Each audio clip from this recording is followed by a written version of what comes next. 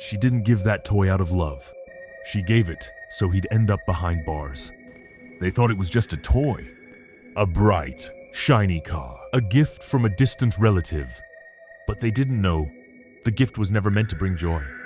It was meant to take something away.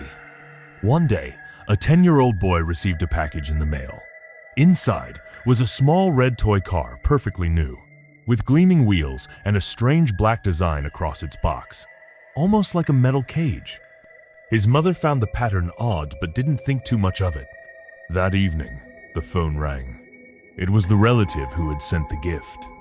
She smiled gently and asked, "Did he get the toy?" Then her tone changed. "Did he touch the box? That grid on the front, did he touch it?" She asked again. "Just make sure. He has to touch it." And then she ended the call. No goodbye, no reason. From that moment, the boy changed.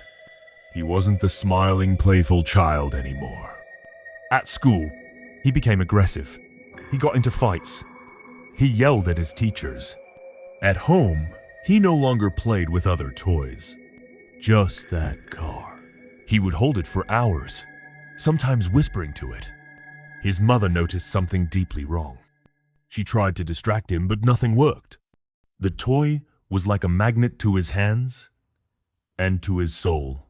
One night, she lay beside her son, exhausted.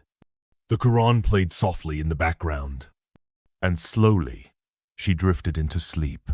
But sleep didn't bring peace. It brought a nightmare. In her dream, she saw the toy car on the floor. It began to shake. The top flipped open like a door, and a dark figure, a man with no face, climbed out. He walked over to her son and began to beat him. She screamed in her sleep, waking up in tears. Her heart raced. She knew, this is no ordinary toy. Something is inside. The next day, she tried to take it away. Her son screamed. He threw himself to the floor. He shouted like something was being ripped from him. "No, mine.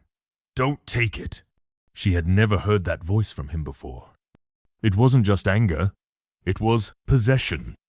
In desperation, she wrapped the car in cloth, clutched her son's hand, and took him to the nearest mosque.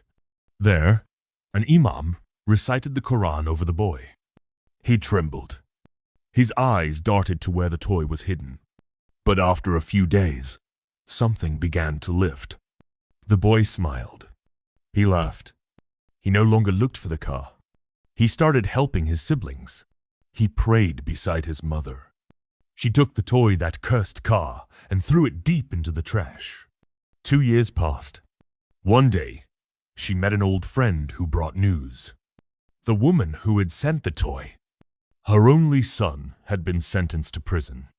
He had attacked someone. They said he'd lost control of himself, like something had taken over. The mother stood there, frozen. That question echoed in her mind once more. Did he touch the box? She finally understood. The toy wasn't a gift. It was a curse. A burden she had tried to pass on away from her own son. But curses don't disappear. They only wait. And sometimes, they come back. So, next time someone gives you a gift, look closer. Ask why. Because not every gift is meant to bless. Some are meant to break. Don't gift what you wouldn't accept yourself. Evil always returns home.